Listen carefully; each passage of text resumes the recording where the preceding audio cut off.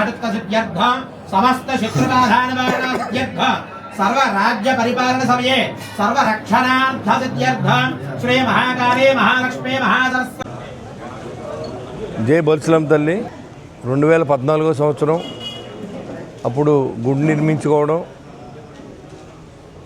అంతేకాకుండా ఫస్ట్ జాతరతో మనం ప్రారంభించాం.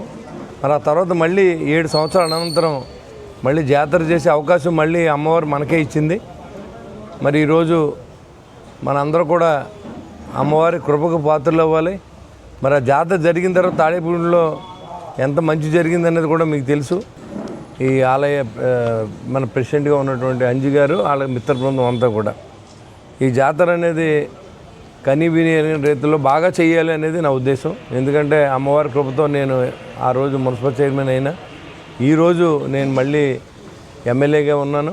ఖచ్చితంగా ఇది చాలా బాగా జరిపించడానికి నా శాయశక్తిలో మీ అందరి సహకారంతో కృషి చేస్తానని చెప్పి కూడా తెలియజేసుకుంటూ గురువుగారు చెప్పిన దాని మీద ప్రకారం 12/3/2026 గురువారం నాడు జాతర కార్యక్రమం ప్రారంభించబడతా ఉంది. ఇది అఫీషియల్గా గురువుగారు ఇచ్చిన డేటు. మరి ఆ రోజు నుంచి 15 రోజుల పాటుగా జాతర ఉత్సవాలు మనం ఈ గుడి దగ్గర జరుపుకునే కార్యక్రమాలు ఆయన రూపొందించారు. 22/3/2026 నైవేద్యాల కార్యక్రమం పెట్టడం, అదేవిధంగా 27/3/2026 భారీ కుంభ నివేదన, భారీ అన్న సమాధాన శుక్రవారం నాడు జరిపించడానికి మరి మన ఘనపాటి గారు నిశ్చయం చేశారు. ఇది చెప్పడానికి చాలా సంతోషం. ఎందుకంటే ఒక మంచి కార్యక్రమాన్ని చేసే అవకాశాన్ని తాడేపూడిలో అందరూ ఆడపడుచులు మళ్ళీ ఒక పండగ వాతావరణంలో మనం ఇదివరకు ఎలా చేసుకున్నామో అదే విధంగా చేసుకునే అవకాశం అమ్మవారు మనకి ఇచ్చింది. కాబట్టి అందరూ కూడా ఈ యొక్క జాతర కార్యక్రమానికి మీరందరూ కూడా పాత్రదారులు అవ్వాలి. ఏ పేటలో ఉన్నటువంటి ఆ గుడికి సంబంధించిన సర్పంచులు కానీ కమిటీ సభ్యులందరూ కూడా జాతర కమిటీలో ఉంటారు.